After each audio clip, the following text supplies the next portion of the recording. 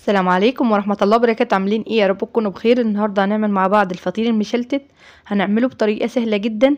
هنفرده بدقيق وبقلي كمية سمنة، واللهم بارك الفطير طالع مورق. انا عايزاكي تجربي طريقة النهاردة لو انت عايزة تعملي فطير ويورق معاكي رقات فوق بعضيها.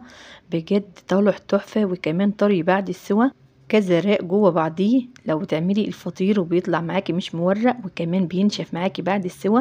هقولك بقى على الطريقه المظبوطه، بس يا ريت تتابعي للاخر علشان في خطوات مهمه جدا. ويا ريت لو اول مره تشوفي قناتي يا ريت تدعميني باللايك واشتراك للقناه علشان يوصلك مني كل جديد. في الاول هنسمي الله ونصلي على الرسول عليه افضل الصلاه والسلام. انا معايا كده كيلو ونص دقيق زيرو، نخلته كويس في الاول. اي دقيق كده لازم ننخله في الاول. وضفت مع الدقيق نص معلقه ملح ومعلقه سكر وقلبته كويس، وبعد كده هنزل بالميه واحده واحده. الميه اللي احنا بنعجن بيها ميه عاديه خالص من الحنفيه علشان احنا في الصيف، يعني مش ميه سخنه ولا حاجه. هتنزلي بالميه بقى واحده واحده لحد ما الدقيق يختفي. بعد كده هتوقفي ميه وبعد كده تعجني العجينه على اليابس. ولدتي بقى العجينه كويس علشان هي اهم خطوه، خطوه العجين.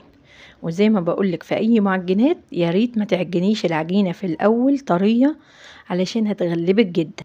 عجينه الفطير المظبوطه اللي هي هتكون صعبه معاكي وانت بتلتيها، يعني عجينه جامده بس في نفس الوقت هتكون اتخدمت، وكمان هيكون ليها عرق جامد.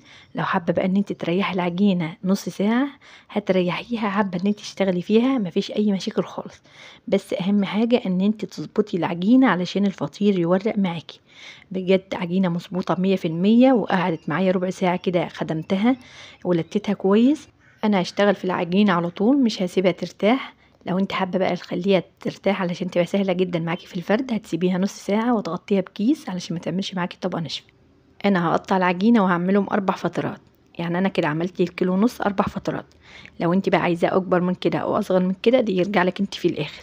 خلي بالك بقى من طريقه الفرد. انا خدت قطعه العجينه وعملتها 4 قطعات حجمهم كده قد بعضيهم، وهنبدأ بقى ان احنا نريحهم شوية.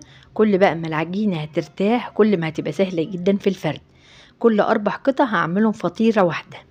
بجد الطريقة سهلة والنتيجة مضمونة. هتعملي بقى القطعة الكبيرة هتعمليها 4 قطعات، وبعد كده هتغطيهم بكيس وتسيبيهم يرتاحوا. كل بقى ما هترتاح كل ما هتبقى سهلة جدا في الفرد. انا سبت العجينة ترتاح وقمت سيحت السمنة. انا هعمل النهاردة خليط سمنة عادية مع سمنة فلاحي وسيحتهم على النار. كانت العجينة ارتاحت. هوريكي بقى هتعرفيها ارتاح، هتضغطي ضغطة كده على العجينة. لو لقيتيها رفعت معاكي لفوق يبقى كده العجينة لسه مريحتش. لو ضغطتي ضغطة وما رفعتش معاكي يبقى كده العجينة ارتاحت، اشتغلي منها على طول.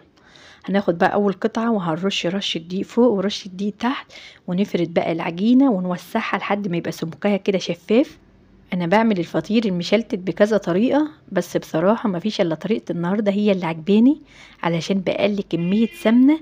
وتلاقي بقى الفطيرة كده تقدري تاكليها وتكون خفيفة جدا ومفيهاش سمنة. بجد انا عايزاكي تجربيها لو بتعملي الفطير وبتصدي منه علشان بيبقى فيه سمنة كتيرة. لا جربي بقى طريقة النهاردة وافردي على دقيق. بجد بيورق وكمان بيبقى مفيش سمنة خالص من جوه، وبيبقى زي بتاع المحلات من اللي احنا بنشتريه، مفهوش سمنة خالص وكمان مورق. بصراحة بعد ما الفطيرة استوت انا عديت الرقات لقيتهم 20 رق. انا ما دخلتش الا 4 قطعات جوه بعضيهم، عملوا معايا 20 رق. والرقات بقى شفاف وطرية جدا، اللهم بارك كأنك بقى عاملة صينية جلاش. انا عايزاكي تجربيها علشان تشوفي النتيجة بنفسك. اللهم صل وسلم وبارك على سيدنا محمد وعلى ال سيدنا محمد. يا ريت لو لسه بتشوفيني يا ريت تدعميني بلايك كمان منك. يلا بقى حطوا لايك وتعالوا نكمل مع بعض بقية الخطوات. اهم حاجة واحنا بنفرد العجينة ما نخليش العجينة تتلزق معانا خالص على الرخامة او على الصينية اللي احنا بنفرد عليها، يعني كل شوية كده بنرش دقيق. لما نلاقي بقى العجينة اوسعت وبقت معانا شفاف بنخف الدقيق خالص، وممكن تنفضيها كمان من الدقيق. وتيجي بقى بالفرشة وتمسحي بس مسحة بسيطة خالص زي ما انت شايفة كده بالفرشة، يعني ما بنكترش سمنة خالص في قلب العجينة. انا بعد ما دهنت العجينة كويس جدا هتني بقى الاطراف على بعضيها. كل طرف بقى كده هيكون معانا مورق، بس اهم حاجة ما تتنيش طرف ما يكونش مدهون سمنة. يعني 4 قطعات هتعمليهم بنفس الطريقة هتلاقي بقى الفطيرة مورقة 20 راق فوق بعضيهم، بدل ما تقعدي بقى تعملي راق فوق راق. وكمان هتلاقي بقى هتاخد معاكي كمية سمنة وهتغلبك جدا وهتاخد معاكي وقت. طريقة النهاردة في 5 دقايق هتكوني خلصتي الفطيرة، واللهم بارك النتيجة يعني بتاعتها هتطلع مضمونة وهتبقى معاكي تحفة. انا كده ركنتها جنبية على ما فردت القطعة التانية، دهنتها برضو سمنة، ورحت شايلة بقى القطعة اللي انا هحطها في الطبق وطبقت عليها الاطراف زي ما انتوا شايفين كده. الفطير النهاردة اي حد يقدر يعمله، يعني مفيهوش حاجة صعبة خالص، حتى لو اول مرة تعمليه هيطلع معاكي مظبوط. بس اهم حاجة تتابعي بقى السوا علشان ما ينشفش معاكي. اهم حاجة وانت بتلمي الفطيرة في الاخر ما تضغطيش قوي على العجينة علشان ما تتقطعش معاكي. يعني انت بتتني الطرفين على بعضيهم زي ما انت شايفة كده، وبعد كده بتدهني الصينية اللي انت هتسوي فيها، هتدهنيها بالسمنة، وبعد كده هتشيلي العجينة بالراحة خالص وتحطيها بقى في الصينية. تسيبي بقى العجينة لما ترتاح، يعني مش هتفردي العجينة على طول، بتسيبيها بقى نص ساعة. انا عملت الاربع فطيرات بنفس الطريقة، غطيتهم وسبتهم نص ساعة ريحوا. هنفرد بقى الفطير. فرد الفطير اضغطي بقى على الفطيرة كلها، العجينة كلها من النص لبره علشان ما تضغطيش على الحروف، وتخلي الحروف رقيقة جدا، والفطيرة سمكها من جوه يبقى تخين. يعني نخلي السمك واحد وما نوسعش الفطير قوي علشان ما ينشفش معانا واحنا بنسوي، نخلي سمكه كده في الوسط. لو الصينية بقى اللي انت بتسوي فيها كبيرة مش شرط خالص ان انت توسعيها وتملي بيها الصينية، يعني ممكن تعمل لحد ما سمكها يبقى معاكي في الوسط، ما يكونش رقيق قوي ولا تخين قوي. بعد كده هتقومي بقى تسويهم. قبل ما تسوي هتدهني وشهم سمنة بسيطة خالص، وبعد كده هتشغلي الفرن يسخن. اول ما بيسخن بتوطي البلاطة وبتخلي الجنوب وسط، ما بيستويش على نار هادية علشان ما ينشفش معاكي. النار بتبقى زي ما انت شايفاها كده. اول ما دخلت الفرن لقيتها ارتفعت ونفخت، واللهم بارك ريحتها بجد تحفة. لو لقيتي الفطير ارتفع ونفخ معاكي تعرفي ان الفطير هيبقى مورق وهيبقى طري معاكي. لو هتسويه بقى في فرن البوتاجاز هتمشي على نفس الخطوات علشان ما ينشفش معاكي.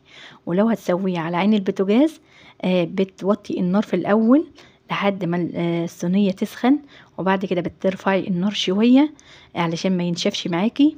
هتشوفي بقى كده بالمعلقة، واللي لقيتي عطى لون تحت هتقلبيها علشان تدي لون من فوق ومن تحت، وان شاء الله هيبقى معاكي مورق. لو سويتيه على عين البوتاجاز هيبقى برضو مورق وهيبقى معاكي تحفة. هي نفس التسوية، بس اهم حاجة ان بيستوي على نار يعني متوسطة، ما يكونش نار واطية خالص عشان ما ينشفش. انا كده قلبت كده شايفين كمان السوا من تحت، اللهم بارك. انا قلبت الفطير بجد طري وطالع تحفة، وكمان مورقة وطرية جدا.